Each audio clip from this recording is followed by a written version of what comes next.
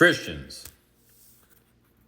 I'm continuing my series on Make Egypt Great Again, following up with the story of the Israelites and their relationship to Israel after Joseph and the previous Pharaoh had died. So now we have a new king in place, a new sheriff in town, as it were. And he is a disruptor. He didn't know Joseph. He didn't like Joseph's policies. He didn't like what Joseph was known for. And he probably didn't like the fact that there was so much awareness about Joseph in Egypt, and yet Joseph himself was not an Egyptian. So this guy is a disruptor, and he wants to make Egypt great again. Now, let it be known that Egypt was the superpower of the day. They were the superpower of the day. And this guy wanted to make sure that they were restored or made greater than they were before, but certainly better than it was in his eyes than when Joseph was ruling over the land under the previous Pharaoh. Now he tells his people, the Egyptians, he says, listen, we need to deal shrewdly with these Israelites because they're getting too big. And if they get too big, we might find them turning against us and joining sides with our enemies if we're ever attacked. He's accusing them of the potential of a future insurrection against them, which up to this point had been a friendly nation to Israel, and there would be no reason for Israel to oppose them or to side with an enemy when they have been nothing less than blessed. After all, their numbers and the fulfillment of Abraham's promise, for the most part, was facilitated by their residence in Egypt. So it says in verse 10 of Exodus 1, the king says, let us deal shrewdly. Let us deal wisely with the Israelites. And depending on what word you have in your scriptures, whether it's wisdom or wise or wisely or shrewdly, the whole idea carries with it the connotation to be wise like a serpent, to be cunning, to be wily, to be doing one thing, but the agenda is very different. But he's a cunning guy. And as I said in my previous post, he is what we would have referred to in modern times as a disruptor, an agent of change. And he wants to make changes.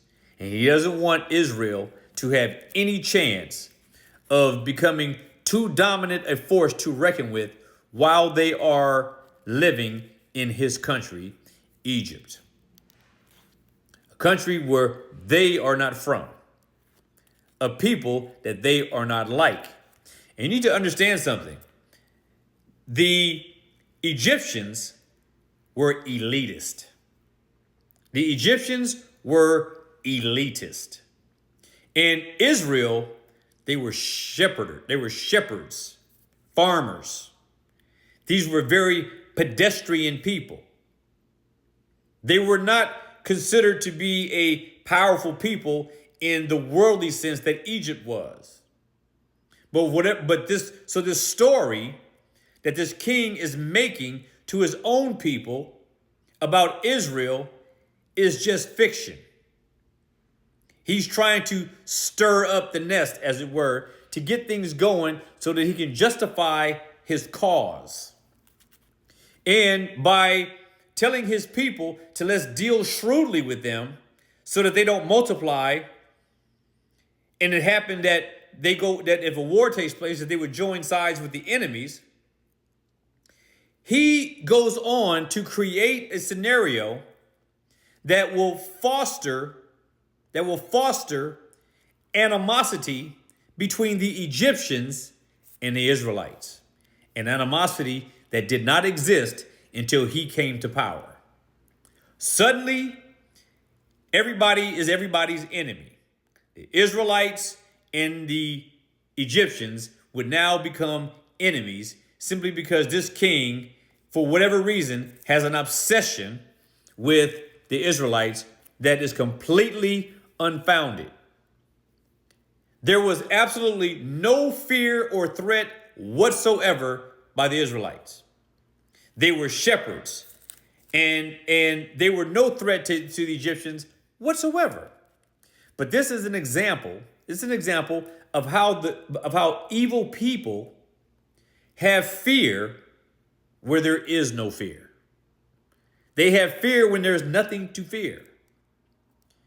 And when they fear, they act out in radical ways. And this king is no different. He's a radical disruptor. He is a man that is bent on disturbing the peace. This is what he does. This is what he is. And when the wicked are intent upon oppression, when they are intent upon tyranny without stating it clearly, when they are intent upon wrongdoing, they will fake or feign occasions to perform and pretend that there exist in others the same evil purposes that exist in them. Basically, the best way to put this is that this king was projecting his own evil upon the evil of the nation of Israel. And so this is what is beginning to roll out. This king is not excited about Israel being there in their numbers, and he wants to stop their numbers. He wants to, in other words, he wants to implement a process for controlling their population. Not the Egyptian population, the Israelites population. He's not having it. This man is not playing around. He says, come to his own people, to the Egyptians. Let us deal shrewdly with them.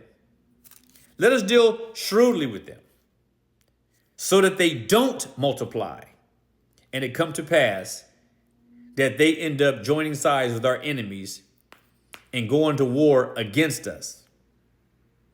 So this is something that he wants to avoid, but is completely manufactured. Completely manufactured.